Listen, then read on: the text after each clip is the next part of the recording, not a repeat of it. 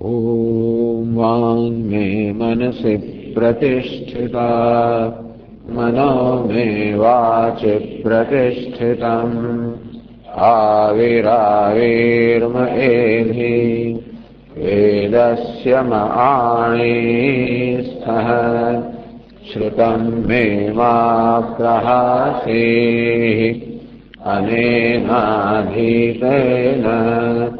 अहोरात्रान् सन्दधामि वदिष्यामि सत्यं वदिष्यामि तन्मामवतु तद्वक्तारमवतु अवतु माम् अवतु वक्तारमवतु वक्तारम्। ॐ शान्ति शान्ति। शङ्करं शङ्कराचार्यं केशवं बादरायणं सूत्रभाष्यकृतौ वन्दे भगवन्तौ पुनः पुनः। ईश्वरो गुरुरात्मेति मूर्तिभेदविभागिने व्योमवद्व्याप्तदेहाय दक्षिणामूर्तये ईशानीशादिभेदेन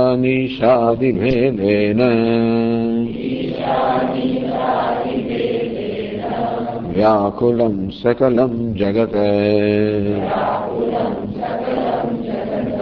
निरीक्ष्य श्रोत्रियः कश्चित् श्रुतार्थग्रहणक्षमः।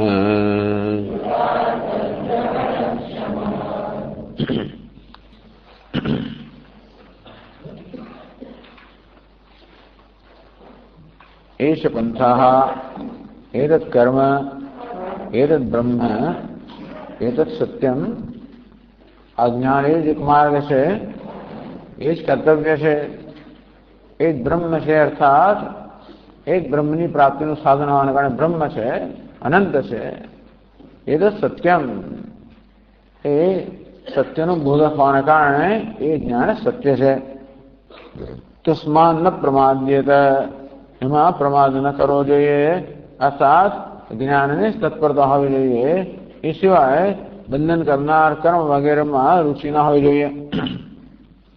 જે અત્યાયન પૂર્વના સાધકો એને આ જ્ઞાનમાં અતિક્રમણ ન કર્યું એ અત્યાયન તે પરાબહુ પરંતુ જેઓએ જ્ઞાનમાં અતિક્રમણ કર્યું એ લોકોનો પરાજય થયો એમનું પતન થયું। તો હવે એ વસ્તુ સમજાવી રહ્યા છે। अतिक्रम्य गतायेते परिभूता सुदेहिन जे लोगों आ ज्ञान अतिक्रमण ने करने गया है देहीन परिभूता ये लोगों ने परिभव थयो पतन थयो। तो 24वां श्लोक थी 18वां पाना थी अत्रेमं इतिहासम अवतारयति। तो ए विषयમાં इतिहास अर्थात આપણને कथा કહેવામાં આવે છે। अत्र चोदाहरंतीमं इतिहासम पुरातनम कि केवी रीते आ ज्ञान मार्गનું अतिक्रमण કરવાને કારણે કેટલાક કેવી રીતે પતનને પામ્યા એ સમજાવે છે અને એનું અનાદર કરવાને કારણે કેટલાની ઉન્નતિ થઈ। પહેલા તો ઇતિહાસમાં કહે છે કે કેવી રીતે પતન થયું। ऋषीणां च प्रजानां च संवादं साधनं प्रति ऋषीणां च प्रजानां संवादम आ सनत कुमार ऋषिओ અને પ્રજા વચ્ચે જે સંવાદ થયો એના રૂપમાં આ ઇતિહાસ એને કહેવામાં આવે છે। અતીન્દ્રિયાત દુષ્ટારઃ જીતવાશ્ચાંતરેન્દ્રિયઃ આ સનત કુમાર જે ઋષિઓ હતા એ અતીન્દ્રિયાત દ્રષ્ટારઃ અતીન્દ્રિય કરકને પણ ગોચર ન હોય એવું તત્વ છે એનું દર્શન કરવું જેમનો સ્વભાવ છે એવા અતીન્દ્રિયાદ દ્રષ્ટારઃ ઋષિઓ હતા। જીત બાહ્યાંતરેન્દ્રિય જે લોકોએ બહારની આંતરિક બંને ઇન્દ્રિયો પર વિજય પ્રાપ્ત કર્યો છે એટલે કે शमदमादि षट्क संपत्ति संपन्न से यथोपन्नलाभेन संतुष्टाश्च वही जगह प्राप्त था से संतुष्ट था उपरता अर्थात शीत उष्ण सुख दुख जगह हो ए बधाથી એમના મનમાં કોઈ પ્રકારનો પ્રભાવ ન અંતર્મુખ મનવાળા હતા સહિષ્ણવ તિતિક્ષાવંત જે કે પ્રકારના અનુભવ આવે અનુકૂળ પ્રતિકૂળ બધાને સહન કરતા હતા અર્થાત કોઈ પ્રકારનો પ્રતિકાર કર્યા વગર નિર્વિકાર રહી શકતા હતા लोकानुग्रह का आत्मविज्ञान संपन्ना लोकानुग्रह कारण आत्मज्ञान संपन्नता लोकनो अनुग्रह करनारा था टूंकमां एमने वास्तवमां हवे आ देह धारण करवानुं कोई व्यक्तिगत प्रयोजन न हतुं पण लोकानुग्रह कारण मात्र लोको पर अनुग्रह करवा माटे जेमणे देह धारण कर्यो हतो सनकाद्या पुरा सृष्टा ब्रह्मण सृष्टिकारण आवा सनक सनातन सनंदन सनत कुमार पूरा एटले सृष्टिना प्रारंभमां ब्रह्माजीए आवा सनत कुमारनुं मानसथी સર્જન કર્યું सुखार्थिनी प्रजा सृष्ट्वा साधन ज्ञान वर्जिता तो प्रजा सृष्ट्वा आ सनत कुमार जो आ प्रजा ने जो साधन ज्ञान वर्जिता सुखार्थिनी सुखनी इच्छा राखनारी अनंत सुखनी इच्छा राखनारी अंतेથી जाने के जाने मोक्ष ની इच्छा राखनारा प्रजाने જોઈ એમણે પરંતુ સાધન જ્ઞાન વર્જિતા પોતાનું ધ્યેય કેમ સિદ્ધ કરવું એનું સાધન લોકો જાણતા નથી તો પોતાને ધ્યેય સિદ્ધ કરવાનું સાધન ન જાણનારી આ પ્રજાને એમણે જોઈ लोकानुग्रह कारण है लोक पर अनुग्रह करवानो स्वभाव छे एटला ज माटे बोधयंति बलादेव सानुकंपाई साधव तेथी आ प्रजाना पूछ्या वगर एमणे स्वामीचार्यने उपदेश कर्यो इदम ऊचु कृपाविष्टा आम प्रजाने दुखी जोईने कृपाए जेमनामां प्रवेश कर्यो अर्थात जेनुं मन कृपाथी करुणा अनुकंपाथी व्याप्त थई गयुं एमणे कह્યું ज्ञानम वह सुख साधनम हे प्रजा हे लोको ज्ञान તમે સુખની ઈચ્છા ધરાવનારા છો પરંતુ એ સુખની ઈચ્છા પૂરી કરવા માટે જે પ્રકારનો માર્ગ અપનાવે છે બરાબર નથી જ્ઞાનમ વહ સુખ સાધનમ અજ્ઞાન અર્થાત બ્રહ્મ જ્ઞાન આત્મજ્ઞાન એ જ માત્ર વાસ્તવમાં તમારા સુખનું સાધન છે તેષામ તદ્વચનમ શ્રુત્વા प्रजास्ता दैव मोहिता तो सनत कुमारों वचन सांभळ्युं खरो दैव मोहिता पूर्वना संस्कारने कारणे जे लोको मोहित थई गया छे विवेकहीन थई गया छे એટલે કે જીવનમાં સારા અને ખોટાનો કે હિત અહિતનો નિર્ણય કરી શકતા નથી અનાદૃત્ય ગતાઃ સર્વાઃ સુખાर्थम સાધનાંતરમ તો અનાદૃત્ય એ લોકોએ સનત કુમારો અર્થાત ઋષિઓના વચનનો અનાદર કર્યો જ્ઞાનમ વહ સુખ સાધનમ કે જ્ઞાન તમારા સુખનું સાધન છે એ ઉપદેશનો અનાદર કર્યો ઉપેક્ષા કરી ગતાઃ સર્વા સુખાર્થમ સાધનાંતરમ કર્મરૂપમ પરંતુ જ્ઞાનને બદલે એ બધી જ પ્રજાએ સુખ સિદ્ધ કરવા માટે સુખ પ્રાપ્ત કરવા માટે કર્મરૂપી સાધન અપનાવ્યું આ બધી પ્રજાએ આવું કર્યું હવે આપણે 19 પાના પર છીએ 21 શ્લોકની ચર્ચા આગળ ચાલે 29 શ્લોકથી તસ્ર તાસુ પ્રજાસુ તિસ્રઃ તો હવે એ બધી જે પ્રજા હતી એ પ્રજાના પણ 3 વિભાગ છે તો એ વાત 29 શ્લોકમાં કહે છે तत्र तिस्रः प्रजा मूढाः न वेदोक्तं कर्म मे निरे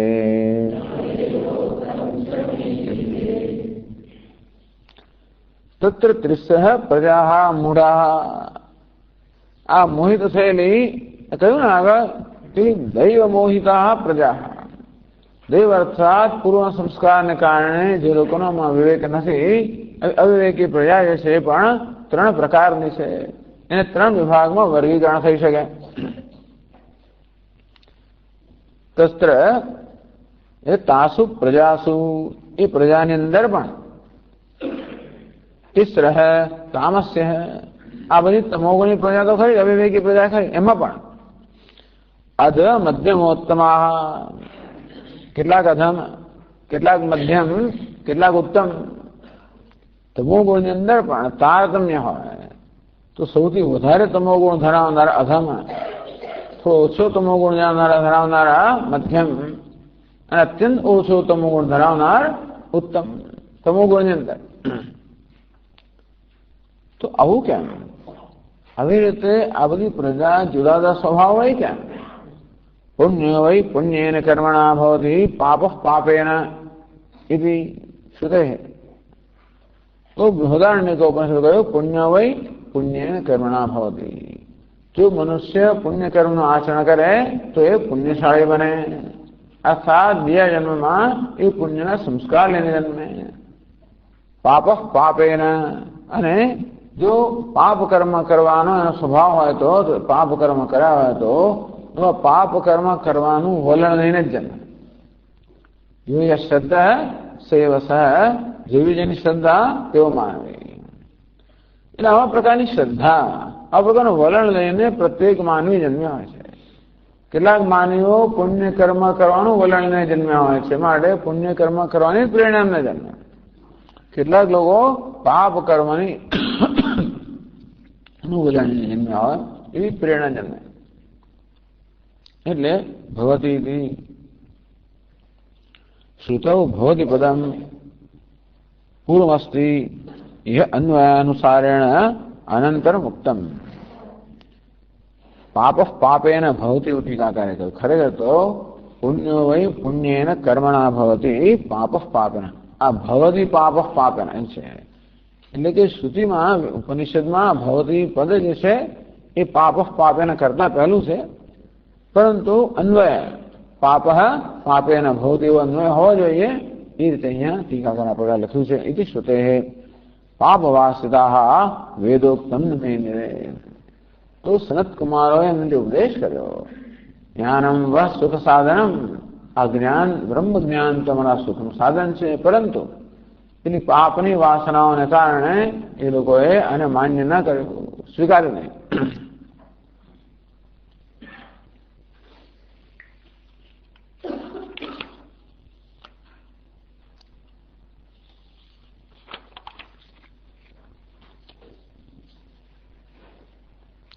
તો આગળ કહેશે તો શું થયું? એમને ઋષિઓએ આપેલી સલાહ ન સ્વીકાર, ઉપદેશ ન સ્વીકાર્યો તો શું સ્વીકાર્યું?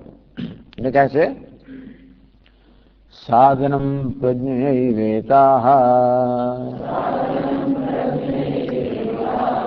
શબ્દાદ્યેવાભિમેનિરે.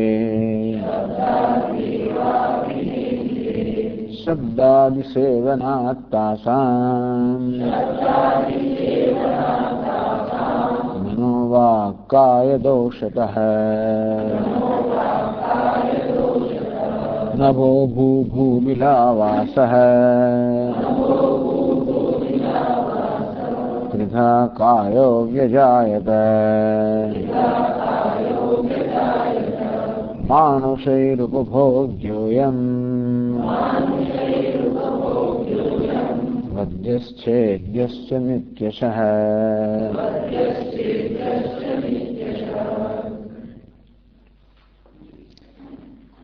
સાધનમ પ્રજ્ઞા એવ એતાઃ.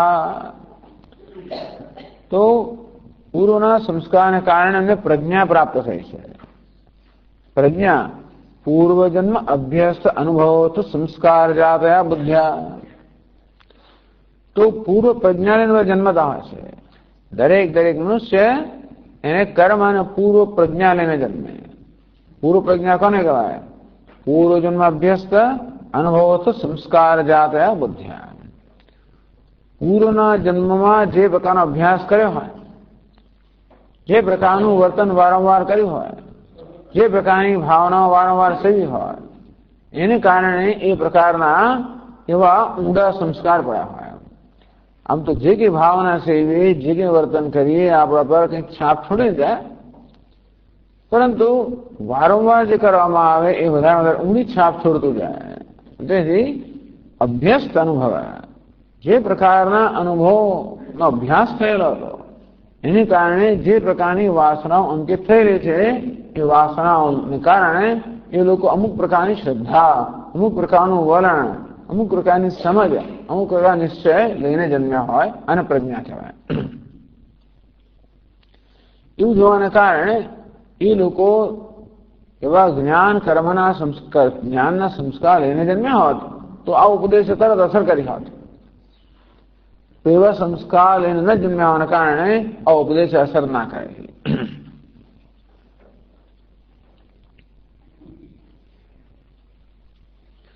તો પ્રજ્ઞા એવ એતાહ પ્રજા, આ ત્રણ પ્રકારની એ તામસી પ્રજા છે. એમણે શબ્દાદેવ સાધનમ અભિમેન્દ્રે, શબ્દાદિ વિષય જાતમ સુખ સાધનમ, એમને કહેવામાં આવ્યું જ્ઞાનમ વ સુખ સાધનમ, આ જ્ઞાન તમારું સુખનું સાધન છે. પરંતુ આ ઉપદેશ એમના પર અસર ન કરી અને એમણે કોને સુખના સાધન પર સ્વીકાર્યું? શબ્દાદેવ સાધનમ સુખ સાધનમ અભિમેન્દ્રે, શબ્દાદિ વિષય જાતમેવ, ટૂંકમાં શબ્દ સ્પર્શ વગેરે વિષયો, ઇન્દ્રિયના વિષયો, લાગણીના વિષયો, બુદ્ધિના વિષયો, અહંકારના વિષયો, આ ચાર સ્તરે આપણને સુખનો અનુભવ થતો હોય છે. ઇન્દ્રિયના સ્તરે જયારે આપણને પ્રિય વિષયો પ્રાપ્ત થાય ત્યારે સુખનો અનુભવ, લાગણીના સ્તરે પ્રિય સહવાસ પ્રાપ્ત થાય સુખનો અનુભવ, બુદ્ધિના સ્તરે કંઈક પ્રેરણાત્મક જ્ઞાન પ્રાપ્ત થાય સુખનો અનુભવ, અહંકારના સ્તરે કે સત્તા પ્રતિષ્ઠા સન્માન પ્રાપ્ત થાય સુખનો અનુભવ, આધ્યાત્મિક સ્તરે જે અંતર્ગણ શુદ્ધિ પ્રાપ્ત થાય, આત્મજ્ઞાન પ્રાપ્ત થાય ત્યારે સુખનો અનુભવ. તો પેલા સુખના અનુભવમાં એમને રસ ના પડે. યત્તદગ્રે વિષમિવ પરિણામે અમૃતોપમ, કારણ કે એ સુખ છે એ પ્રારંભમાં વિષ સમાન, પછી અમૃત સમાન નીવડે.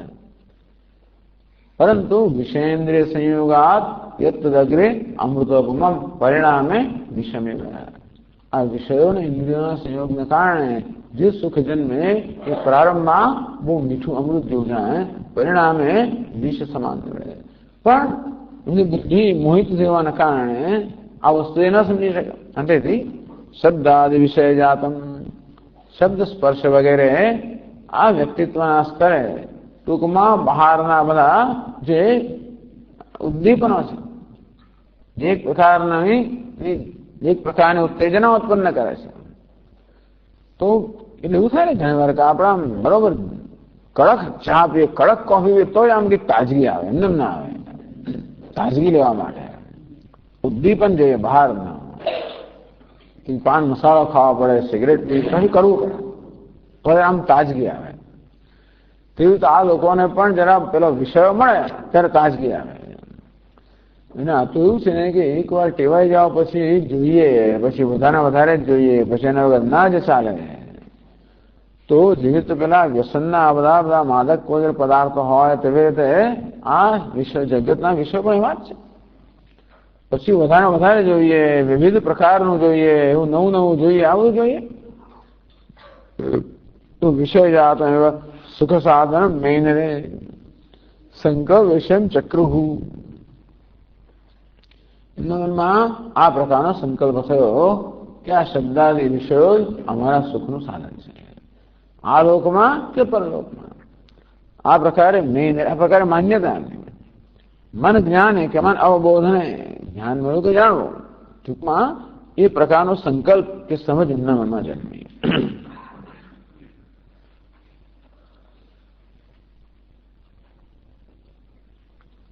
ચાલો, એ તો બરોબર છે.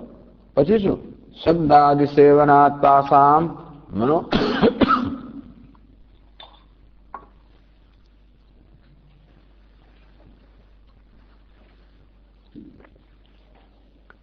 એક જ કહે છે કે ધીમે બોલો ભાઈ, મોટેથી ના બોલો, આટલું જ કહે છે, ગળો બિચારો. શબ્દાદિ સેવના તાસામ મનોવાક કાય દોષ. આ શબ્દાદિનું સેવન કરવું મેં કહ્યું એ પ્રમાણે પરિણામે વિષમિવ યત્તદગ્રે અમૃતોપમમ પરિણામે વિષમિવ.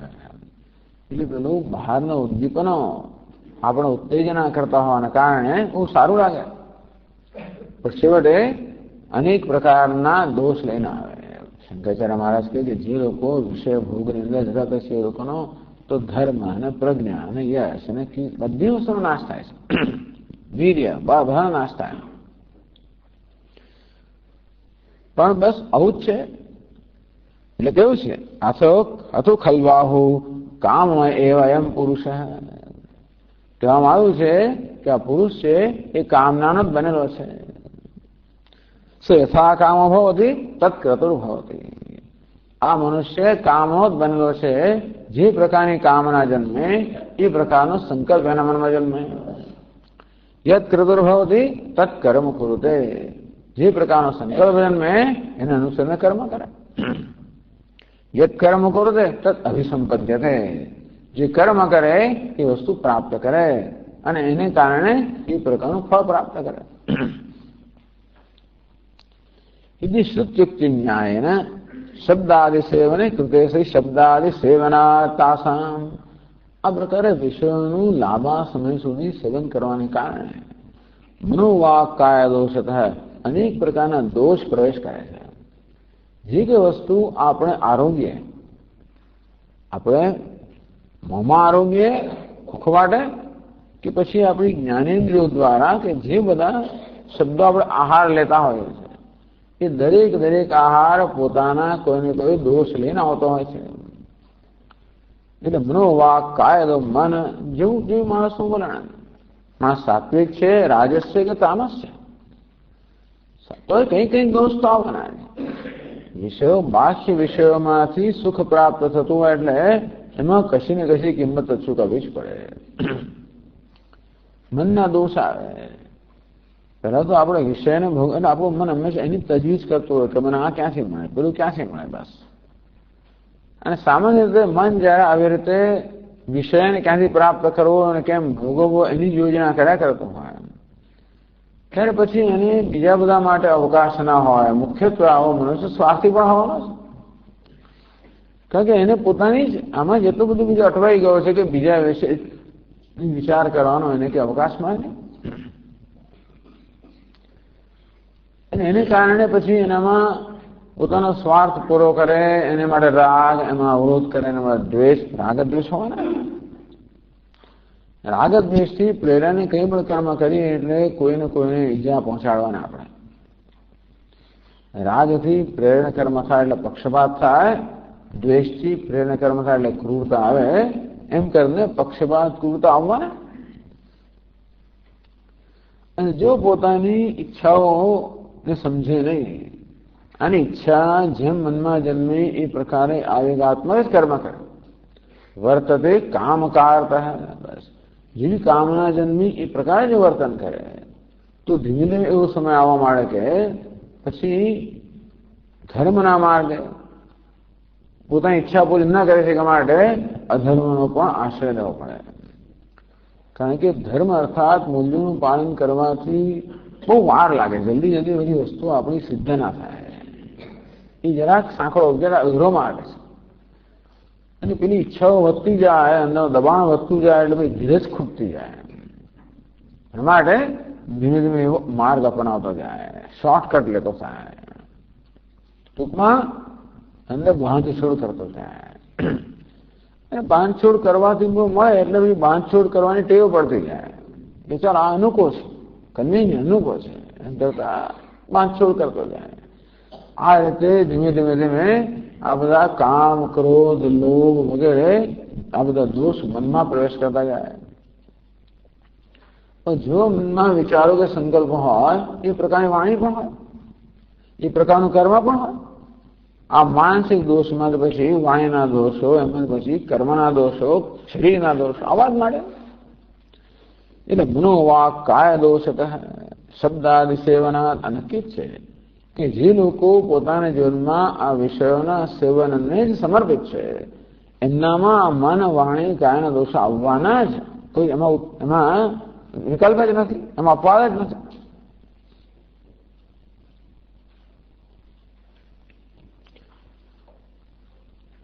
શબ્દાદિ સેવને કૃતે સતી મનોવાક કાય દોષ ઉત્પન્ન. આમ શબ્દ વગેરે વિષયનું સેવન કરવાને કારણે આ સ્તરે વ્યક્તિત્વના બધા સ્તરે દોષ ઉત્પન્ન થવાના છે. મનોદોષ પરદ્રવ્યાભિલાષાદય.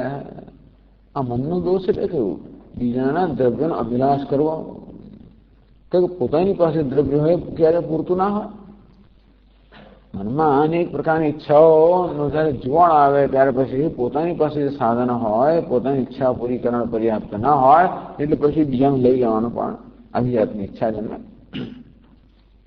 વાગ દોષ નિષ્ઠુરત્વાદય. વાણી દ્વારા પછી નિષ્ઠુર કે કઠોર શબ્દો પણ આવવા માંડે, જે લાગણી દુભાવે વગેરે. કાય દોષાસ તેનાદય. અને પછી શરીરના સ્તરે ચોરી વગેરે થાય. મનમાં આવી ઈચ્છા જન્મે, શરીરના સ્તરે કર્મ જન્મે. તેભ્ય મનોવાક કાય દોષ કહે. એની કારણે શું થયું? कैसे नभो भू भू बिलावास त्रिधा कायो व्यजायत. આને કારણે આ અધમ પ્રજાની વાત કરે છે. આ તામસી પ્રજા જેમણે ઋષિઓના ઉપદેશનો આદર ન કર્યો અને જ્ઞાન માર્ગના બદલે કર્મ માર્ગ સ્વીકાર્યો, એમાં પણ જે સૌથી અધમ પ્રજા છે એ લોકોએ તો માત્ર શબ્દાદી વિષયોને જીવન ધ્યેય માન્યું, અત્યંત તમોગણ. એ હોવાને કારણે એ લોકો વિષય વાસનાથી જ પ્રેરાયેલા. એની કારણે પછી આ કામ ક્રોધ વગેરે દોષો એક પછી આવતા જ જાય. આ વ્યક્તિ સમગ્ર દૂષિત થયો અને પછી મનમાં દોષ આવે, વાણીમાં આવે, કાયામાં આવે એટલે પછી આ બધી વસ્તુનો તિરસ્કાર થાય. જે હેતુથી આપણે મન આપવામાં આવ્યું છે એ હેતુ માટે મનનો ઉપયોગ થવાના બદલે બીજા હેતુમાં થાય. કેવી રીતે બીજાનું દ્રવ્ય મેળવવું કે અભિજાતની બધી યોજનાઓ થાય. વાણી આપવામાં આવી છે આપણને કે મધુર વચન માટે, જીખવા મેં મધુમત્તમાં મધુર વચન માટે, તો એ દ્વારા કઠોર કે નિષ્ઠુર શબ્દો નીકળે. શરીર આપ્યું છે પરોપકાર માટે, એને બદલે એ શરીર પણ ચોરી વગેરે કરવામાં લાગી જાય. અત્યંત અધમ લોકોને વાત કરવામાં આવે છે. અને આપણે જોઈએ છીએ કેવો થતું હોય છે. આવું આપણે આસપાસ જોઈ શકીએ કે માણસ કેવો બિચારો પરાધીન બની જાય છે, અસહાય બની જાય છે. આ બધા દોષોના વસ્તુઓને કેવી ચુંગાવમાં કેવો ફસાય છે અને કેવું કેવું કામ કરતો હોય છે અને કેવી કેવી પછી સંગત કરતો હોય અને કેવું કેવું થાય છે બધું. એની કારણે આ દેહના પતન પછી કયા પ્રકારના યોનિમાં એ લોકોને જન્મ લેવો પડે? તો 3 યોનિ: નભો, ભૂબિલાવાસ, નભોવાસ, ભૂવાસ, ભૂબિલાવાસ, ત્રિધા કાયો વ્યજાયત. આ રીતે 3 પ્રકારની કાયાનો જન્મ થયો. નભોવાસ પક્ષ્યાદેહી, આ લોકોને પક્ષી બનવું પડે, પક્ષી વગેરે. ભૂવાસ વૃક્ષાદેહી, વૃક્ષ વગેરે બનવું પડે. ભૂબિલાવાસ એમાં સર્પાદેહી, પૃથ્વીમાં પણ પેલા દર વગેરેમાં રહેનારા હોય, સાપ વગેરે, આવું થવું પડે. ત્રિધા કાયો વિજાયત. એ પ્રકારે ત્રિવિધ કાય તેષામ વિજાયત. આ લોકો જે વિષય ભોગમાં રત છે એમની આ પ્રકારની 3 કાયાઓ કે 3 પ્રકારની યોનિમાં જન્મ થયો. હવે શરીરો જન્મ્યા એટલે કે આવા શરીર ગ્રહણ કર્યા. કીદૃશ ત્રિવિધો બી કાયા. આ 3 પ્રકારની જે કાયા કહેવાય ને કે ભૂવાસ પક્ષી વગેરે બને, અરે નભોવાસ ભૂવાસ વૃક્ષ વગેરે બને, ભૂબિલાવાસ સર્પ વગેરે બને. એમની શું ગતિ થાય? તો કે માનુષી ઉપભોગ્યો એમ વધ્યચ્છેદ્યસ્ય નિત્યશ. બસ માનુષી ઉપભોગ્યો એમ મનુષ્યનો ઉપભોગ કરે. વધ્ય છેદ્યસ્ય નિત્યશ, હંમેશા એમનો વધ થાય કે પછી છેદ થાય. આ વૃક્ષ વગેરેનો છેદ થયા કરે. મનુષ્યના ઉપભોગના સાધન બને, પક્ષીઓ ઉપભોગનું સાધન બને, મારે પક્ષીનો વધ કરે, માણસ જાત શું ના કરે? વૃક્ષો કાપી નાખે, સાપને મારી નાખે. એટલે વધ્ય છેદ્યસ્ય નિત્યસ્ય, હંમેશા આ જ વિચારનો પ્રારંભ જન્મ્યા ત્યારથી વધ થાય કે છેદ થાય. બસ અવિગતની 3 પ્રકારની યોનિમાં એ લોકોનો જન્મ થયો. પ્રસિદ્ધ મેદ, ટૂંકમાં આ બધા જીવોની કયા કેવી ગતિ હોય છે બધા જાણે છે કે વૃક્ષોનું શું થાય છે, સાપનું શું થાય છે, પક્ષી વગેરેનું શું થાય છે. પછી 20માં પાન આગળ કહેશે.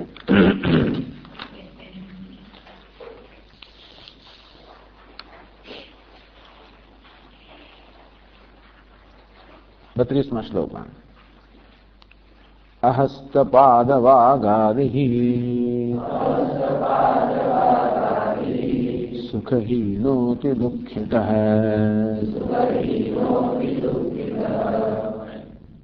પક્ષિણો હસ્તહીનાસ્તે અધીન્દ્રિયા અપિ પાદપાઃ વાચા વિશદયા હીનાઃ પશવસ્તુ ભયેપિઃ પાદાવિહીના સર્પાદ્યાઃ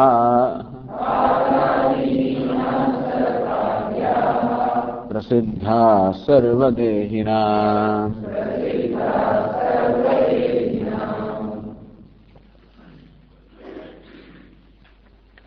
આ બિચારા જીવો કેવા છે? હસ્તપાદ વાગાદેહી, કોઈનો હાથ નથી, કોઈનો પગ નથી, કોઈનું વાણી નથી. કારણ કે જયારે મનુષ્યનો જન્મ થયો આ બધી ભેટ એમને આપવામાં આવી, હાથની, પગની, વાણીની. આ બધાનો જે સદુપયોગ થવો જોઈએ એ કરવાના બદલે દુરુપયોગ થાય. ત્યારે પછી બીજી વાર ના મળે, સ્વાભાવિક છે. પગનો દુરુપયોગ કરો તો પગ ના મળે, વૃક્ષ બનવું પડે. હાથનો દુરુપયોગ કરો તો હાથ ના મળે, પક્ષી બનવું પડે.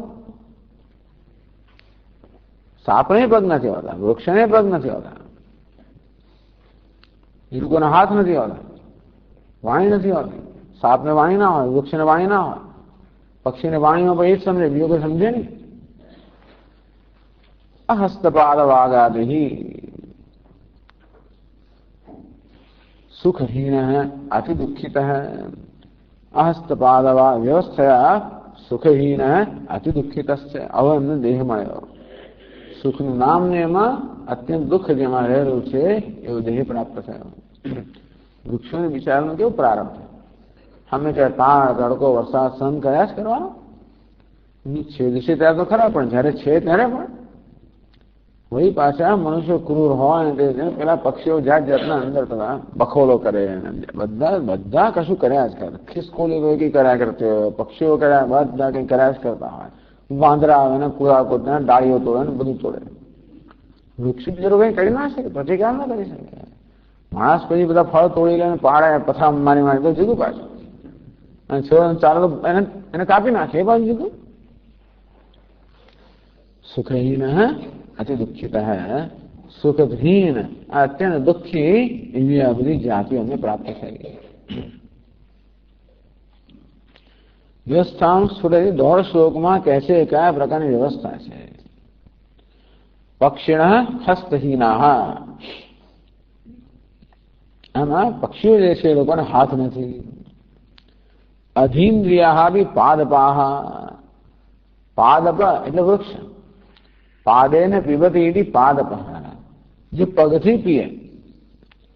વૃક્ષ પોતાનું પીએ ક્યાંથી? પગથી પીએ. આપણે તો મોંથી પીએ ને, એ પગથી પીએ. મારે એને પાદપાહ કહેવામાં આવે. પગથી બધા જમીનમાંથી બધો રસ ગ્રહણ કરે. અધી ઇન્દ્રિયા, ધી ઇન્દ્રિય એટલે કે જ્ઞાનેન્દ્રિય, અધી ઇન્દ્રિય એટલે જ્ઞાનેન્દ્રિય રહિત. આમ તો વૃક્ષોમાં પણ કંઈક થોડા ઘણા અંશે સભાનતા હોય છે, બહુ જરાક. એ લોકો પણ સમજતા હોય છે. અર્થાત પોતાનો ખોરાક ક્યાંથી મેળવવો એ પ્રકારની સૂઝ વૃક્ષમાં પણ હોય છે. સૂર્યનો પ્રકાશ કઈ દિશામાં છે એની સૂઝ એને હોય છે. માટે જે દિશામાં પોતાને ખોરાક મળે એ દિશામાં એના મૂળ વિસ્તરે. જે દિશામાંથી સૂર્યનો પ્રકાશ મળતો હોય એ દિશામાં આપણો વૃક્ષ એ બાજુ વળે. આવી હોય સમજ. એટલે કે એટલે જ્ઞાનેન્દ્રિય રહિતના અલ્પાર્થે અધીન્દ્રિયા અજ્ઞાનેન્દ્રિય એટલે કે અલ્પ પ્રમાણમાં એમની પાસે જ્ઞાનેન્દ્રિયો છે. અલ્પ પ્રમાણમાં એવું છે કે જરા પણ એમનામાં સૂઝ નથી, અલ્પ પ્રમાણમાં છે. કેવી રીતે ટકી રહેવું, બસ તો એ પ્રકાર કેવી રીતે ટકી રહો, જીવન કેમ ચલાવવું, કારણ કે કોઈને મૃત્યુ ના ગમે અને એટલા માટે કેવી રીતે જીવતા રહેવું, ફૂલવું ફાલવું અને પછી પોતાની પ્રજા વૃક્ષો પણ કરતા હોય. આ જાતની સૂઝ, આહાર, નિદ્રા, ભય અને મૈથુન આ પ્રકારની થોડી સૂઝ લોકોમાં હોય. એટલી સૂઝ હોય છે. એટલે અત્યંત ચેતનહીન નથી, ચેતનાહીન નથી, પણ એમની ચેતનાનો વિકાસ અલ્પ પ્રમાણમાં થયો હોય છે. એટલે કહ્યું અલ્પ પ્રમાણમાં જ્ઞાનેન્દ્રિયો ધરાવનારા, ચેતના ધરાવનારા વૃક્ષો છે. અલ્પાની અસ્ફુટાની ધીન્દ્રિયાની જ્ઞાનેન્દ્રિય યશામ, જેમની ધીન્દ્રિય સાથ જ્ઞાનેન્દ્રિયો જે છે એ અત્યંત ઓછી માત્રામાં સ્ફુટ થઈ છે, અભ્યક્ત થયેલી છે. अतः न पुराणांतर विरोध है. पुराणांतर आप पुराण છે, પુરાણાંતર બીજા પુરાણનો વિરોધ ના થાય. એક પુરાણ બીજા પુરાણનો વિરોધ ના કરે. જયારે એમ કહેવામાં આવે કે જીવાત્મા એ વૃક્ષની યોનિમાં ગયો ત્યારે અત્યારે મનુષ્યના રૂપમાં એની પાસે બધી ઇન્દ્રિયો હતી. આપણું સૂક્ષ્મ શરીર તો છે એ 17 અવયવોનું બનેલું છે. 5 જ્ઞાનેન્દ્રિય, 5 કર્મેન્દ્રિય, 5 પ્રાણ, મન અને બુદ્ધિ, આ 17 અવયવોનું સૂક્ષ્મ શરીર બન્યું છે. તો આપણને એવું સમજાવવામાં આવે છે કે જીવાત્માનું જયારે મૃત્યુ થાય ત્યારે આ એક સૂક્ષ્મ શરીર છે એ સ્થૂળ શરીરમાંથી બધાય જાય અને બીજા સ્થૂળ શરીરમાં પ્રવેશ કરે.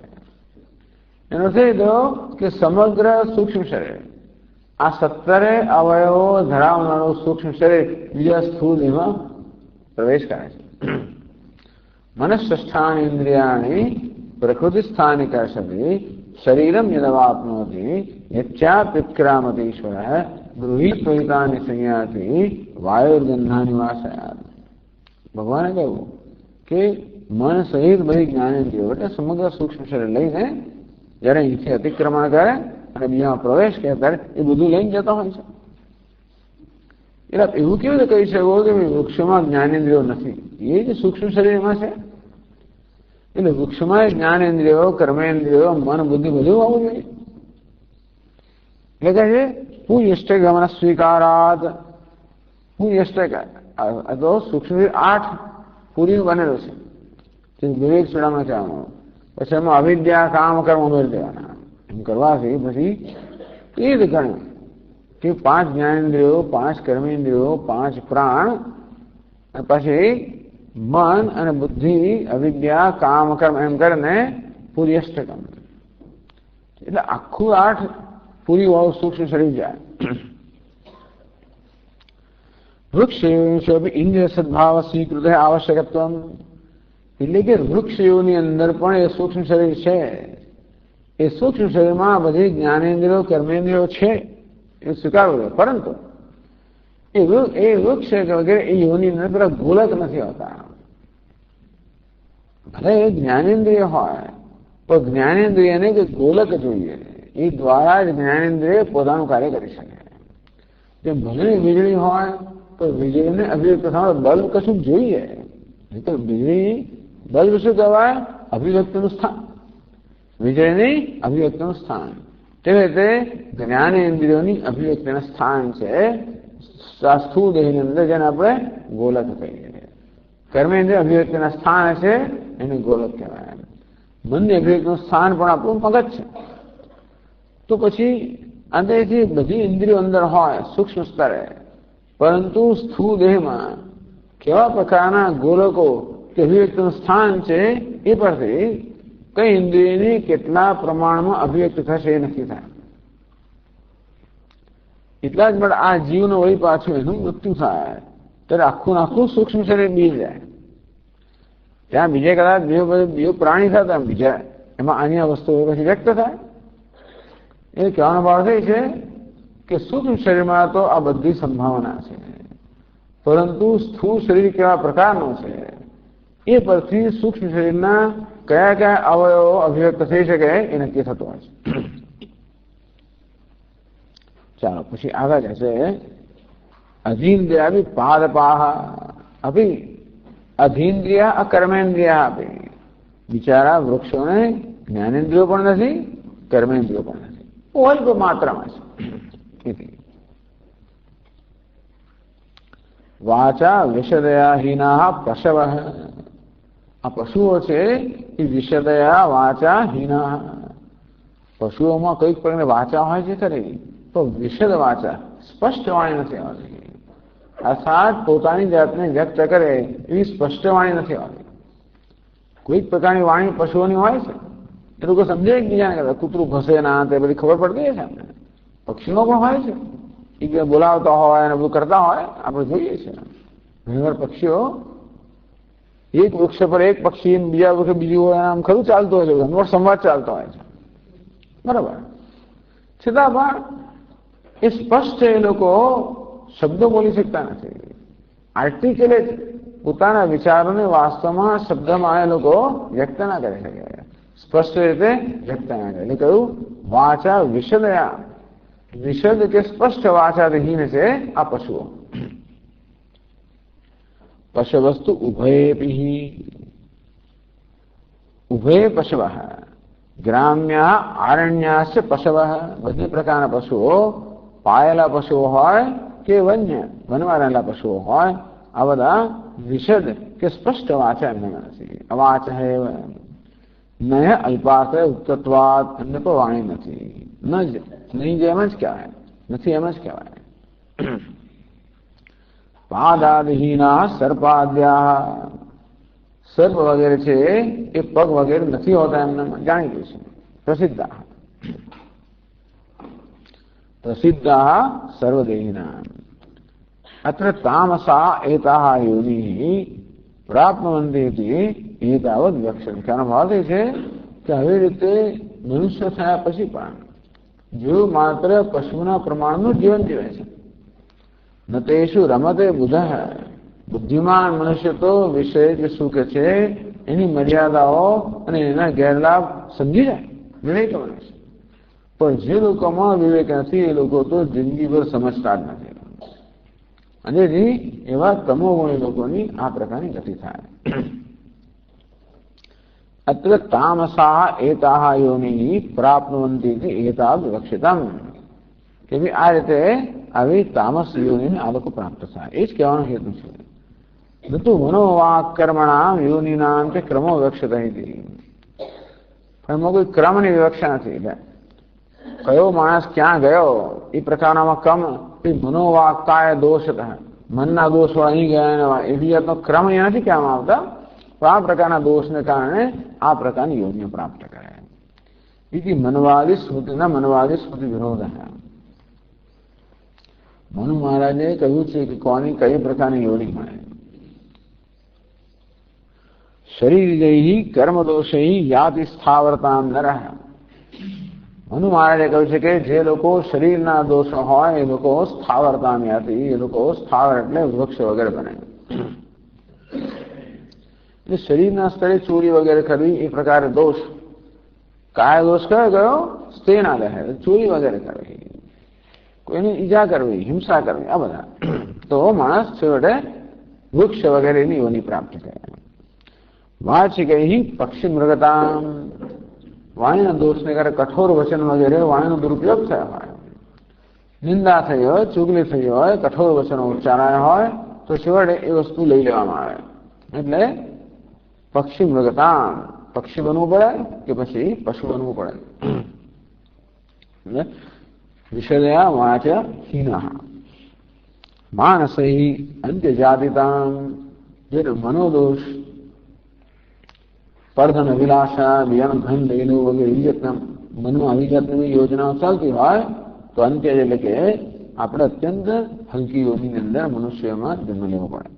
એથી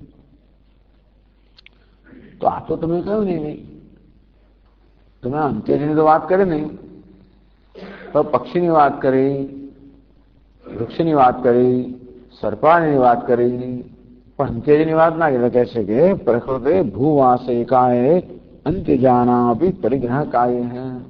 ભૂવાસ ભૂલ પૃથ્વી વાસ કરનારા માત્ર વૃક્ષ વનસ્પતિ નહીં, પરંતુ હવે અંત્ય યોનિમાં પણ જન્મ થાય. તેનો વાત એ છે કે ભાઈ આ પુરાણ બીજા પુરાણો કે મનુસ્મૃતિનો કોઈ વિરોધ નથી કરતો, એ જ કહેવાનું છે. આ પ્રકારે એ અત્યાયન તે પરાબભૂ, જે લોકોએ આ પ્રકારે વૈદિક માર્ગનો ધર્મ માર્ગનું અતિક્રમણ કર્યું એ લોકોનું મહાન અત્યંત પતન થયું. તાનહમ વિશ્વસ્ત્રુરાન સંસારેશુ નરાધમાન ક્ષિપામ્યજસ્રમશુવાન આસુરીશ્વયોનિષુ આસુરી યોનિમાપન્નાહ મૂઢા જન્મની જન્મની મામ પ્રાપ્ય કાંતય તથો યાન તેધમાન વગેરે કહ્યું એનું વર્ણન થયું. નહીં અત્યાયન પૂર્વે, તો પૂર્વમાં કેટલાય સાધકો હતા જેમના વૈદિક જો માર્ગ છે એનું અતિક્રમણ ન કર્યું.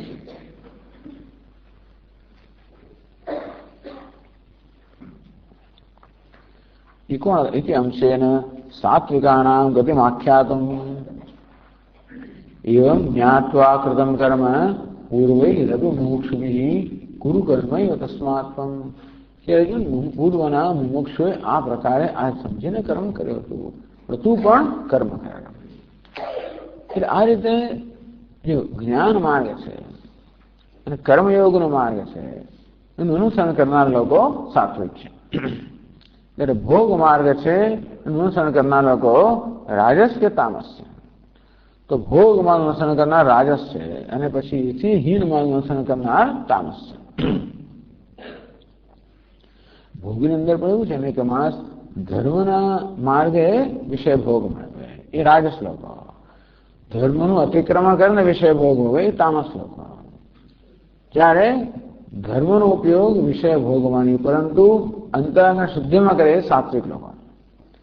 આ પ્રકારે જે લોકોએ જ્ઞાન માર્ગ અનુસરણ ન કર્યું એવી પ્રજામાં પણ આ ત્રણ વિભાગ કર્યા: અધમ, મધ્યમાં અને ઉત્તમ. તો હવે પૂર્વના સાધકોએ આ માર્ગનું અતિક્રમણ કર્યું ન હતું એ કહેવા માટે સાત્વિકાના ગતિમાખ્યાતું, સાત્વિક લોકોએ કયો માર્ગ પસંદ કર્યો એમની ગતિ આપણને કહેવા માટે રાજસાનામ સાત્વિકાનામ પ્રકૃતિ દર્શાયતી. પહેલા તમસ સિવાય રજોગુણી સત્વગુણી બંને છે એમની પ્રકૃતિ બતાવે છે, પછી બેના વિભાગ કરશે. અપરાશ્ચ તો 21 પાના પર કહે છે અપરાશ્ચ પ્રજા કાશ્ચિત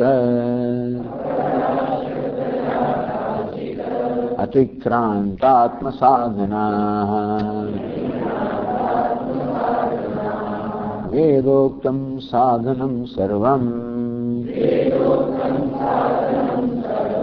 નિજમ કર્માભિમેનિરે.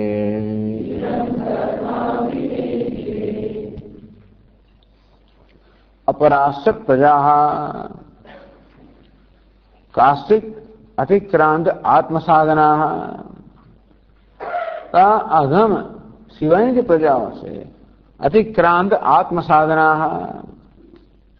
तो आत्मसाधन आत्मान साधयति स्वराजम साम्राज्यम यह निष्पादयति. आत्मसाधनम, आत्मसाधन એટલે આત્માને સિદ્ધ કરનારા, આત્માને પ્રાપ્ત કરાવનારા. ઇહૈવ સ્વરાજ્યમ સામ્રાજ્યમ નિષ્પાદયતિ. જીવંત હોય ત્યારે જ સ્વરાજ્ય સામ્રાજ્ય એટલે કે મોક્ષ એ પ્રકારની સ્વતંત્રતા પ્રદાન કરે એને આત્મસાધન કહેવામાં આવે. એટલે કે જ્ઞાન ટૂંકમાં आत्म साधनम वेदांत प्रमाणजम ज्ञानम। आ वेदांत रूपी प्रमाण जे छे एमां जन्मेલું જ્ઞાન अहम ब्रह्मास्मि એ જ્ઞાન, સર્વમ ખલો ઇદમ બ્રહ્મ આ સર્વ બ્રહ્મ છે એ જ્ઞાન અને આત્મ સાધન કરે। આત્માનું સાધન, આત્માનું સાધન એટલે સ્વરાજ્યનું સાધન, સ્વતંત્રતાનું સાધન, મુક્તિનું સાધન, મોક્ષનું સાધન। એ કેવું છે? વેદાંત એટલે કે ઉપનિષદનો જે ઉપદેશ તત્વમસી એ ઉપદેશના પરિણામે જન્મેલું જ્ઞાન અહમ બ્રહ્માસ્મિ એ જ ખરેખર તો આત્માનું સાધન છે। પણ અતિક્રાંત આત્મ સાધના, જે લોકોએ આ આત્મ સાધન એટલે કે જ્ઞાનનું અતિક્રમણ કર્યું છે, એ કાશ્ચિત પ્રજા અપરાશ્ચ, આત્મ સાધન અર્થાત જ્ઞાન માર્ગનું અતિક્રમણ કર્યું છે, અર્થાત જ્ઞાન માર્ગનું અનુસરણ નથી કરનારા, કર્મ માર્ગનું અનુસરણ કરનારા છે, એવી જે પ્રજાઓ બીજી છે આ પેલા તામસ સિવાયની। તો સાધનમ શબ્દ સિદ્ધ્યતે અપારલૌકિક, આ એક સિદ્ધ ધાતુ છે। અને જો પારલૌકિક નહીં અપારલૌકિક હોય તો સિદ્ધ્યતે અપારલૌકિક ઇતિ આત્વમ। તો સિદ્ધનો એ સિદ્ધ ધાતુ જ્યારે આ દુનિયાની અંદર જે સિદ્ધ કરવાનું છે એને વપરા ત્યારે સીનો સાફ થઈ જાય એટલે સાધ થઈ જાય। નંદ્યાદિત્વા લ્યુહુ, આ નંદ વગેરે ધાતુ જે છે એમાં એક લ્યુહુ એટલે યુ પ્રત્યય લાગે, અન પ્રત્યય લાગે, એમ કરીને સિદ્ધનું સાધ થયું અને સાધને લ્યુ એટલે કે અન પ્રત્યય લાગે ને સાધનમ થયું। ટૂંકમાં એ શબ્દ સમજાયો સાધનમ ક્યાંથી આવ્યું? એટલે હવે સાધયતી સાધનમ, આત્માનમ સાધયતી સાધનમ। તો જે લોકો આ પ્રકારે આત્મ સાધન એટલે કે આ જ્ઞાન જે છે આત્મજ્ઞાન એ માર્ગ ન સ્વીકાર એવા લોકો, વેદોક્તમ સાધનમ સર્વમ નિજમ કર્મ અભિમેન્દ્ર, તો એ લોકોનો કયા પ્રકારનો સંકલ્પ જન્મે? પોતાની શ્રદ્ધા પ્રમાણે દરેકમાં સંકલ્પ જન્મે। તો જે પ્રકારના સંસ્કાર લઈને આ લોકો આવ્યા છે એ સંસ્કારને અનુરૂપ એમનો એવો સંકલ્પ જન્મ્યો કે વેદોક્તમ સાધનમ સર્વમ, આ વેદમાં જે સાધન કહ્યું છે કર્મ, બસ એમની એ પ્રકારની પ્રેરણા જન્મી। વેદનું આપણે શ્રવણ કરીએ તો એ કયો અંશ આપણે ગ્રહણ કરીશું? આપણે ભાઈ રામકથા સાંભળતા હોઈએ, કૃષ્ણ કથા સાંભળતા હોય, કઈ વસ્તુ આપણે સ્પર્શે? કેટલાક લોકોને અંદર કરુણ દૃશ્યો આવે એનાથી આમ આંખો ચોધાણ આપે એ વસ્તુ અમને સ્પર્શે, કેટલાકને ભગવાનની લીલાનો આનંદના જે એ હોય એ વસ્તુ અમને સ્પર્શ કરે, કેટલાકને વળી બૌદ્ધ વાક્યો એમને સ્પર્શ કરતા હોય। આ શ્રોતાગણની અંદર પણ બધી વસ્તુ બધાને સમાન સ્પર્શ નથી કરતી। તે રીતે ભલે ના વેદ શાસ્ત્રો તો છે, એમાંની કઈ વસ્તુ કોને સ્પર્શ કરે છે? તો કે એમાં જે જ્ઞાન અંશ છે એ તો આ લોકોને સ્પર્શ ના કર્યું, પરંતુ વેદોક્તમ સાધનમ સર્વમ, વેદોક્ત કર્મરૂપનું સાધન નિજમ આત્મા કર્તવ્ય અભિમેન અંગીચક્રુ, એ લોકોએ તો વેદમાં જે કર્મયોગ સાધન છે એને આત્મસાધન તરીકે સ્વીકાર્યું, જ્ઞાનને આત્મસાધન ન સ્વીકાર્યું, વેદમાં કહેવાયેલા કર્મને આત્મસાધન સ્વીકાર્યું। આવું જ એમને એવું સીધું। પેલા લોકો તો વેદનું પણ અતિક્રમણ કર્યું, એમ કરીને આવી યોગને પ્રાપ્ત થયા। તો બીજા લોકો જે છે એ લોકો જરૂર વૈદિક તસ્માદ વૈદિક ધર્મ માર્ગ પરતા, એ લોકોએ વૈદિક ધર્મ માર્ગ છે એ સ્વીકાર્યો। કઈ રીતે? આત્માના કલ્યાણ કરવા માટે। પછી આગળ છે 35મા શ્લોકમાં ઉપાસનમ ચ વન્યર્ક વાયવાદ્યાત્મસ્વરૂપિણામ ઉક્થા વિશબ્દ બોધ્યાનામ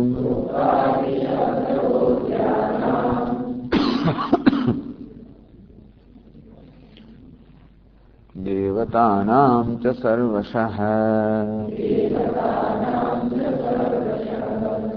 તો વેદમાં બે વસ્તુ કહેવામાં આવી, કર્મ અને ઉપાસના। તો વેદમાં કહેવાયેલા કર્મને લોકો અપનાવ્યા, જો રે ઉપાસના उपासनम च वन्नी अर्क वायवादी आत्मस्वरूपिणाम।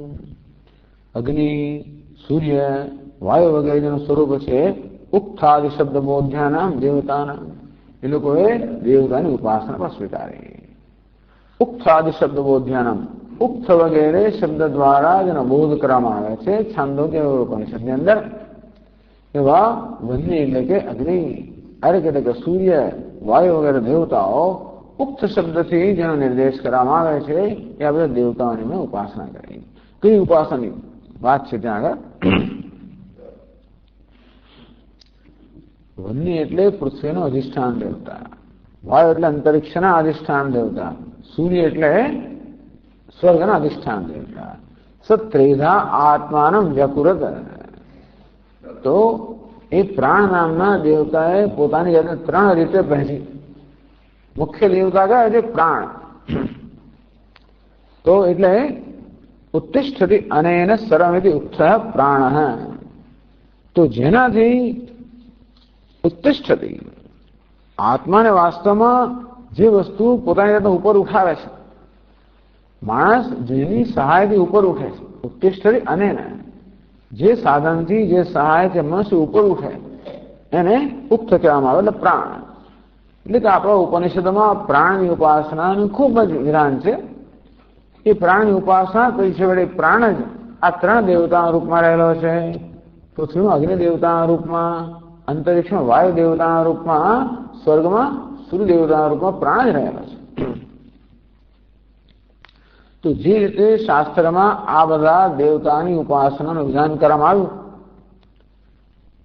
તો ઉક્તની પછી પેલી સંવર્ગ ઉપાસના વગેરે આ બધા પ્રકારની ઉપાસના પણ અપનાવે. ટૂંકમાં જે અત્યંત તમસ નથી પણ રજસ ને સત્વ જેમનામાં છે એ પ્રજાઓએ વેદમાં કહેલા કર્મમાર્ગને અપનાવ્યો અને જો જોડે વેદમાં કહેલી ઉપાસનાને પણ અપનાવી, એને પોતાના ધર્મ રૂપે અપનાવ્યા. એટલે આ જ અમારો ધર્મ છે એ પ્રકારનો સંકલ્પ એમનો જન્મ્યો. એમના સંસ્કારને કારણે આ જ અમારો ધર્મ છે એવો સંકલ્પ જન્મ્યો.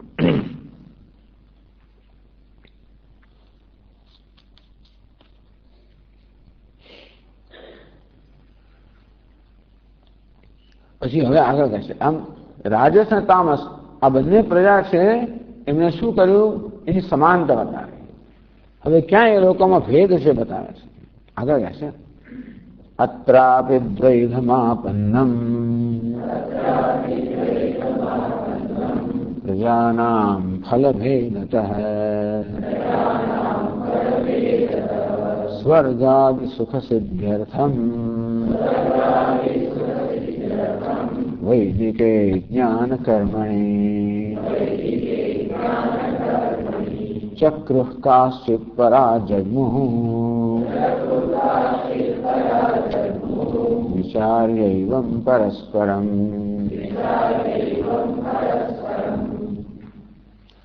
અત્રાપી કર્મ અને ઉપાસનાને પોતાના કલ્યાણના સાધન રૂપે અપનાવેલા જે લોકો એમનામાં પણ દ્વૈતમ પ્રજાનામ દ્વૈતમાપન્નમ, એ પ્રજાઓ પણ બે પ્રકારની હતી. એટલે કે કર્મ અને ઉપાસનાને પોતાના કલ્યાણના સાધન તરીકે અપનાવે જે છે એ પ્રજામાં પણ બે પ્રકારના લોકો છે. ફલભેદતઃ ભિન્ન ફલ બોધક વાક્ય દ્વૈતમ આલોચ્ય ઇત્યર્થ. તો વેદમાં બંને પ્રકારના વાક્યો છે. કયું વાક્ય એ લોકો સ્વીકારે છે? કર્મ અને ઉપાસનાનું અનુષ્ઠાન ભલે કરીએ, પણ કયા વાક્યને આપણે આપણા માર્ગદર્શક તરીકે વાપરીએ છીએ? તો 10 પૂર્ણમાસાભ્યામ યજેત સ્વર્ગકામ. વેદમાં આ પ્રકાર વાક્યો છે કે સ્વર્ગકામ, સ્વર્ગની ઈચ્છા ધરાવનારે 10 પૂર્ણમાસ યાદ કરવા જોઈએ એવું પણ છે. એટલે જે રજોગુણી માણસો છે એમણે આ વાક્યો અપનાવ્યા. શેના માટે? સ્વર્ગ કામ. ટૂંકમાં સ્વર્ગ વગેરેની કામના કરીને રજોગુણી માણસોએ આ પ્રકારના જે વાક્યો છે એ દ્વારા સકામ કર્મ કરે. ટૂંકમાં આ કર્મ અને ઉપાસનાનો માર્ગ જેમાં અપનાવ્યો છે એ પ્રજાના બે વિભાગ થયા. જે લોકો સકામ કર્મ કરનારા છે, જે લોકો નિષ્કામ કર્મ કરનારા છે. રજોગુણી લોકો સકામ કર્મ કરે, સાત્વિક લોકો નિષ્કામ કર્મ કરે. કર્મનું બહારથી તો રૂપ એવું એવું જ લાગે, પણ અંદરથી ભાવના, અંદરથી કયા પ્રકારની વૃત્તિ છે. કેટલાક લોકો કર્મની ઉપાસના દ્વારા કોઈ વ્યક્તિગત લાભ ઈચ્છે, અર્થાત કોઈ પ્રકારનું સુખ ઈચ્છે, અને બીજા કેટલાક લોકો એવું સુખ ન ઈચ્છે, કારણ કે ન વિવેકે જન્મ્યો છે કે આ સુખથી જીવનું કલ્યાણ નથી, અને માટે એ લોકો જ્ઞાનની યોગ્યતા ઈચ્છે. બીજું કેવું વાગે, તમે તમ વેદાણ વચનેન બ્રાહ્મણાઃ વિદિશન્તિ યજ્ઞેન દાનેન તપસા અનાશકેન ઇતિ. તો બીજા લોકો વેદના આ વાક્યને માર્ગદર્શક કરી ગણે છે. તમે તમ વેદાણ વચનેન બ્રાહ્મણાઃ વિદિશન્તિ.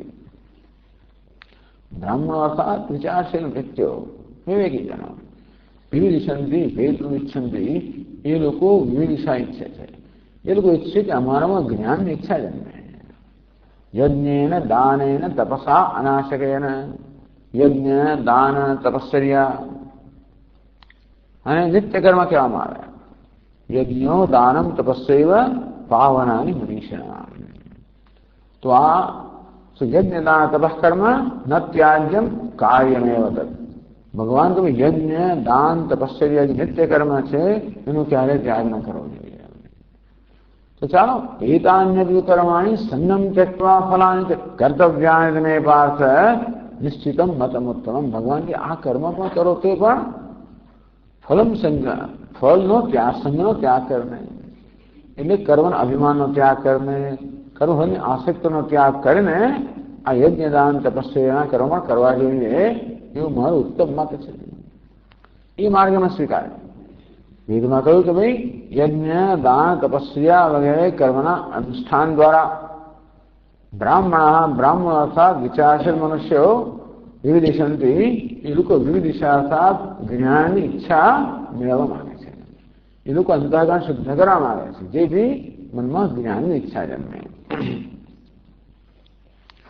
તો આ પ્રકારનું બંને છે તો એકના એક ગ્રંથ. એ ગ્રંથમાં ભિન્ન ભિન્ન પ્રકારના વાક્યો છે. કયા વાક્યો કોને સ્પર્શ છે એ એમના પોતાના સ્વભાવ પર આધાર છે, એની શ્રદ્ધા પર આધાર છે.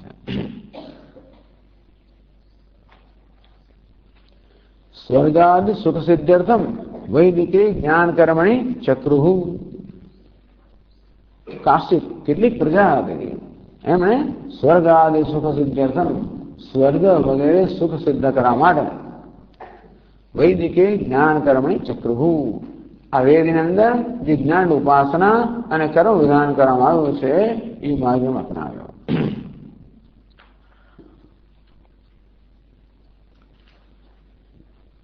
ઇત્યાદિ વાક્યાની એવ આલોચ્ય રજસાહ ગુરુજીસ્વિકા ન્યાયમ અનવધાર્ય સ્વર્ગાર્થમ કર્મોપાસને ચક્રુઃ. ગુરુજીસ્વિકા ન્યાયમ, જીભ પર ગો ચોપડી ચોપડીની જોડે આપણે કડવી દવા પીવડાવે, એ જાણતા નથી. માં શું કરે, કડવી દવા પીવડાવી હતો, જીભ પર ગો લગાડે, મધ લગાડે, ગો લગાડે. ગુરુજીસ્વિકા ન્યાય એમ કરે કડવી દવા પીવડાવે. વેદ પણ આવું જ કરે છે. સ્વર્ગ વગેરેની આપણને લાલચ આપે, ગોની, એમ કરી કરીને આપણી પાસે આ બધા કર્મ કરાવે. એમ કરવાથી તો વેદની અંદર જે પ્રકારે બધી સૂચના આપવામાં આવી છે એ પ્રકારે કર્મ અનુષ્ઠાન કરવામાં આવે તો સકામ કર્મ કરવા છતાં પણ કંઈક અંતર્ગણ શુદ્ધ થાય છે. કારણ કે આ બધા યજ્ઞ યાગાદી કરવા એ સરળ તો નહીં. તપસ્યા બધી ચાલો સતચંડી યજ્ઞ કરવાનું, ભલો યજ્ઞ કરવું કરે, શેના માટે? ચલો અમારું ઘર આમ થાય, ભલે. પણ એ કરવા માટે પણ માણસે ઘણું બધું શિસ્તનું પાલન કરવું પડે, કે ઉપવાસ કરવો પડે, કે આટલા જપ કરવા પડે, બધું કરવું પડે.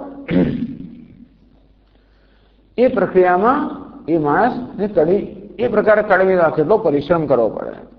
ખરેખર તો સ્વર્ગ જેવું કે કશું કેવું ભૌતિક સુખ પ્રાપ્ત કરવા માટે માણસને બહુ પરિશ્રમ કરાવડાવે. એ દ્વારા એનામાં કંઈક અંતર્ગણ શુદ્ધિ જન્મે. એ રીતે ભવિષ્યમાં, હમણાં તો ભવિષ્યમાં પણ એ જ્ઞાનની યોગ્યતા પ્રાપ્ત કરશે. એટલે ગુરુજીસ્વિકા અનવધાર્ય, સમજ્યા કર્યા વગર કે આ બધા કર્મની બહુ પ્રશંસા કરવામાં આવી છે, પરંતુ यामिमां पुष्पितां वाचं प्रवदन्ति विपश्चितः वेदवादरताः पार्थ नान्यदस्तीति वादिनः कामात्मानः स्वर्गपराः जन्म कर्मफलप्रदां क्रियाविशेषबहुलां भोगेश्वरी गतिं प्रति।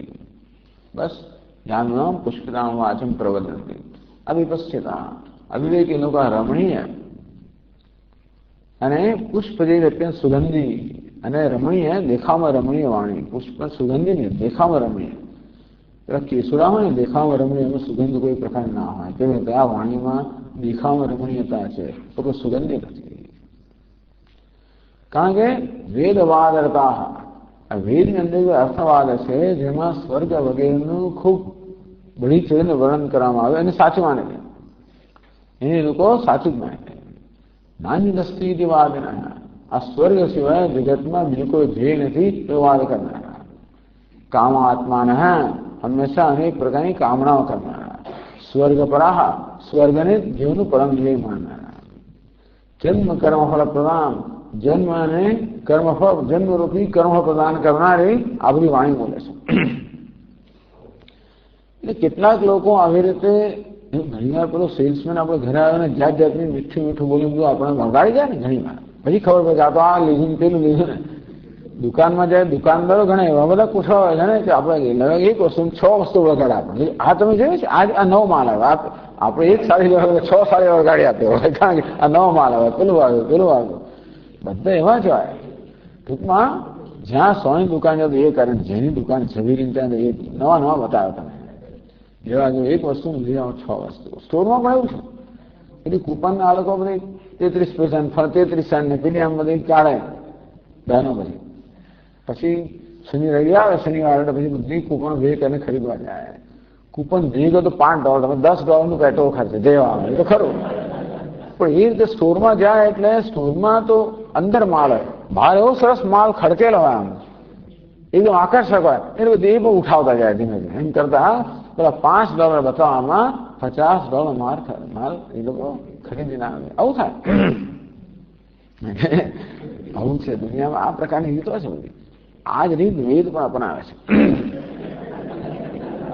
લોકોને કર્મમાં પ્રેરવા માટે ગુડ સ્વીકાર ન્યાય ગોળ આપે ગોળ જીભ પર લગાડે અને પછી કડવી દવા અંદર આપે એમ કરતા કરતા આવા બાકી કર્મ કરવાની પાછળ ઘણો પરિશ્રમ રહેલો છે જે લોકો થોડા ઘણા યજ્ઞની આઝાદી કર્યા હોય તે પણ જરા વ્યવસ્થિત કર્યા હોય પેલા બ્રાહ્મણો બરોબર વ્યવસ્થિત હોય એટલે બધી નાની 1000 વસ્તુઓ મંગાવે બહુ બધું કરે એ કર્યું તો ખબર કેટલી માથાકૂટ અંદર છે તો શા મળે કરીએ ચાલો પેલું ફળ મળશે ચાલો એટલે આ રજોગુણી લોકો આ રીતે સકામ કરવાનો માર્ગ અપનાવ્યો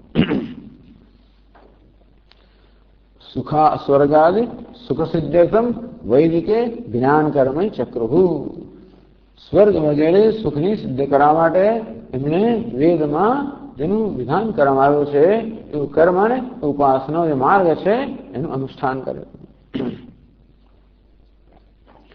કાશ્ચિત પરાહ જન્મો વિચાર્ય એવં પરસ્પરમ વળી ત્રીજા પ્રકારની પ્રજા પરાહ સાત્વિક્ય પ્રજા પરાહ પ્રજા સાત્વિક પ્રજા છે એવં પરસ્પરમ વિચાર્ય એ સાત્વિક પ્રજા છે ને એ લોકો અંદર મળીને વિચાર કરવા માંડ્યો વક્ષ્યમાણ પ્રકારના હવે પછીના શ્લોકોમાં કહેવામાં આવશે કે 11.5 શ્લોકમાં આપણને કહેશે કે આ સાત્વિક પ્રજાએ અંદર મળીને કેવા પ્રકારનો વિચાર કર્યો એ વિચાર કરીને કેવી રીતે લોકોએ નિષ્કામ કર્મ અને ઉપાસના માર્ગ અપનાવ્યો એ અંદર વિચાર કરે કે ભાઈ હજી જ્ઞાન માર્ગ માટે આપણે તૈયાર નથી હજી જ્ઞાન માર્ગની યોગ્યતા આપણે ધરાવતા નથી અંદરથી કર્મ માર્ગ આપણે અપનાવવો જોઈએ પણ એ પ્રકારે કર્મનું અનુષ્ઠાન કરવું જોઈએ જેથી એ જ્ઞાન માટેની ભૂમિકા સર્જે બસ અંદર કેવી ચર્ચા કરે છે એનું વર્ણન કરશે વિદિશા સંબંધ બોધકમ ઇતિ વાક્યમ વિચાર્ય કર્મોપાસન જગમુઃ પ્રાપુઃ ચક્રુઃ ઇત્યાવત એ લોકોએ કર્મનું ઉપાસના નિષ્કામ કર્મનું ઉપાસના માર્ગ છે એ સ્વીકાર્યો तो अंदर अंदर क्या प्रकार की चर्चाओं करें, कैसे आगा।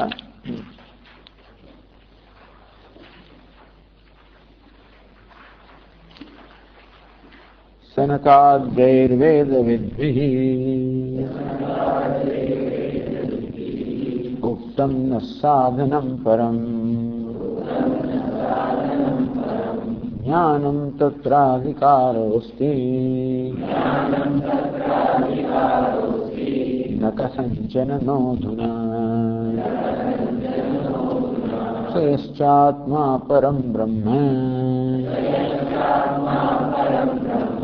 यज्ञानं सुखसाधनम् अतो देहादिसंघातात्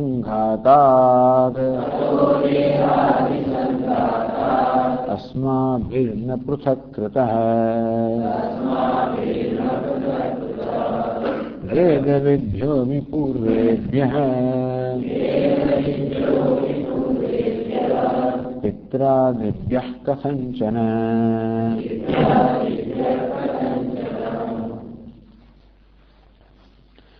तेषां विचार स्वरूपमा सार्ध एकादशभिः साढ़ा 11 શ્લોકમાં આ સાત્વિક પ્રજાએ પરસ્પરમાં મળીને કયા પ્રકારનો વિચાર કર્યો, એટલે કે માણસે કેવો વિચાર કરવો જોઈએ.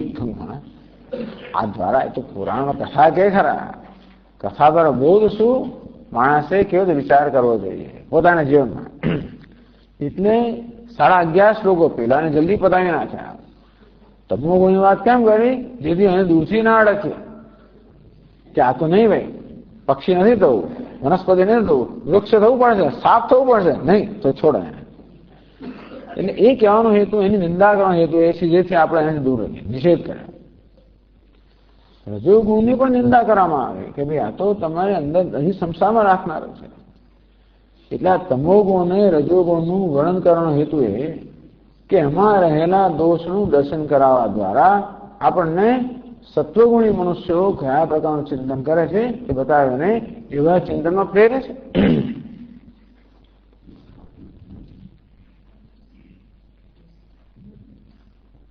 તેષાં વિચાર સ્વરૂપમ આ 11 સનકાદ્યૈ વેદ વિદ્भिः ઉક્તમ ન સાધનમ પરમ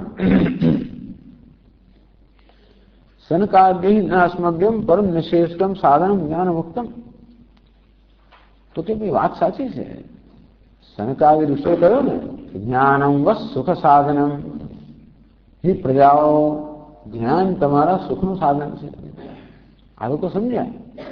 તમોગુણવાળા તો જેના તદ્દન એનો તિરસ્કાર જ કરે, રજોગુણવાળા એનો અનાદર કરે, સત્વગુણ આદર તો કરે. કે સનકાદ્યૈ વેદ વિદ્भिः ન પરમ સાધન મુક્તમ. તો સનકાદિ વગેરે વેદવિદ મહર્ષિઓ છે, એમણે આપણા માટે પરમ નિશ્રેયસકરમ સાધનમ જ્ઞાન મુક્તમ. જ્ઞાન બી પંક્તિમાંથી છે. તો એમણે નિશ્રેયસ અર્થાત મોક્ષ પ્રાપ્ત કરનારું જ્ઞાન રૂપી સાધન જે સનકાદિ ઋષિએ કહ્યું એ જ ખરેખર પરમ સાધન છે. તત્ર અધિકાર ન અસ્તિ ન કથંચન ન અધુના. પણ અત્યારે તો આપણો એમાં કોઈ અધિકાર નથી. તત્ર ન અધિકાર નાસ્તિ ઉત્તરેણ અન્વય. ટૂંકમાં પરંતુ અત્યાર સુધી આપણને એનો કોઈ પ્રકારનો અધિકાર નહીં. સાધન તો સરસ કહ્યું, પરંતુ એ સાધન માટેનો અધિકાર આપણે પ્રાપ્ત નથી કર્યો. એવું કેમ તમે કહો છો?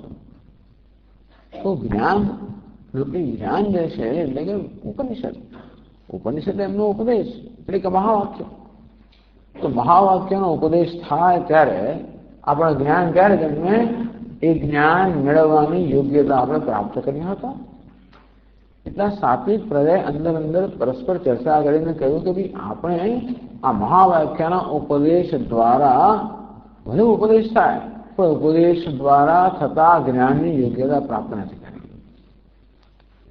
કેમ? કે મહાવાક્ય વાક્ય હશે તત્વમસી તું બ્રહ્મ છે. એ વાક્યનું જ્ઞાન ક્યારે થાય? વાક્યાર્થ જ્ઞાન અધિકાર અભાવે પદાર્થ જ્ઞાન અભાવ હેતુ.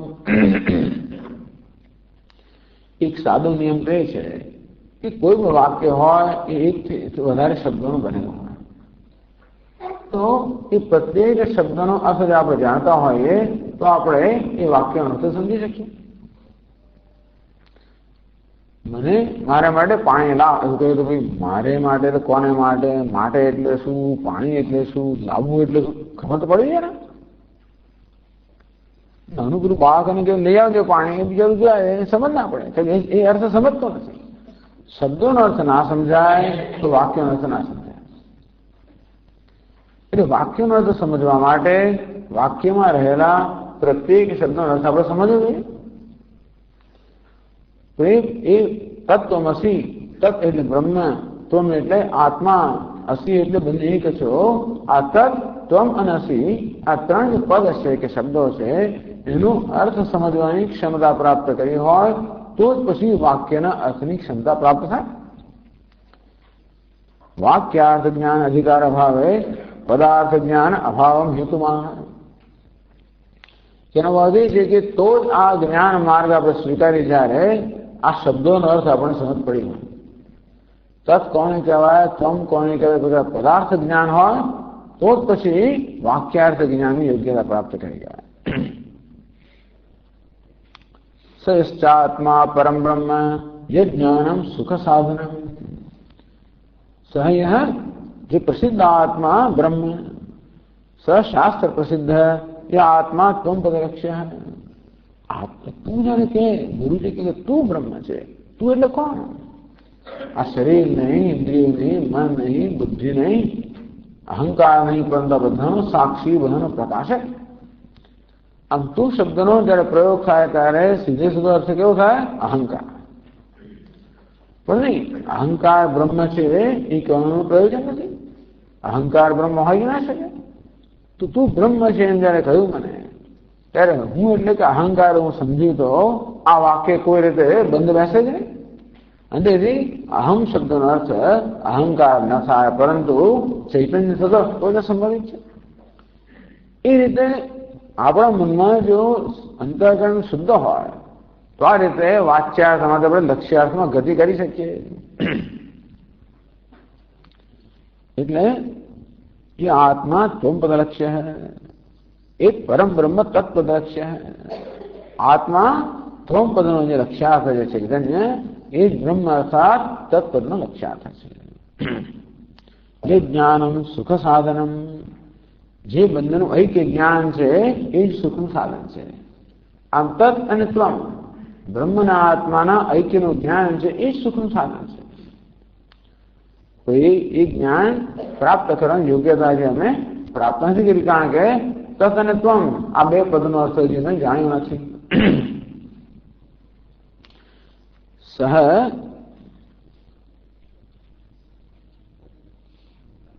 अतो देहादि संघात अस्माभि न पृथक है. ये आत्मा हજી અમે સંઘાતથી દેહથી પૃથક કર્યો નથી. એની આપણે આગળ ચર્ચા કરશું કાલે. પણ હવે આ સાત્વિક લોકો છે એ આ પ્રકારે ચર્ચા કરે છે. જે પ્રકારની શ્રદ્ધા એને આવ્યા હોય એ પ્રકારના નિશ્ચય મનમાં જન્મે, એ પ્રકારની પ્રેરણા જન્મે. વસ્તુ એકની જ હોય પણ જેવા લોકોમાં જુદી જુદી પ્રેરણા જન્માવતી હોવાનું કારણ છે કે એ લોકોનો સ્વભાવ જુદો જુદો છે, એની શ્રદ્ધા જુદા જુદા પ્રકારની છે, માટે પ્રેરણા જુદા જુદા પ્રકારની, માટે એમને સંકલ્પ જુદા પ્રકારના, એટલે એમના કર્મો જુદા પ્રકારના, બધું જુદા પ્રકારનું થવાનું. તો એ અહીંયા ચર્ચા કરે સાત્વિક લોકોની. ઓમ પૂર્ણમદ પૂર્ણમિદં પૂર્ણાત પૂર્ણસ્ય પૂર્ણમાદાય પૂર્ણમેવાવશિષ્યતે. ઓમ શાંતિ શાંતિ શાંતિ. शंकरं शंकराचार्यं केशवं बादरायणं सूत्रभाष्यकृतौ वन्दे भगवन्तौ पुनः पुनः. ईश्वरो गुरुरात्मेति मूर्तिभेदविभागिने व्योमवद्व्याप्तदेहाय दक्षिणामूर्तये नमः. ओम शांति शांति शांति। हरि ओम। श्री गुरुभ्यो नमः। हरि ओम।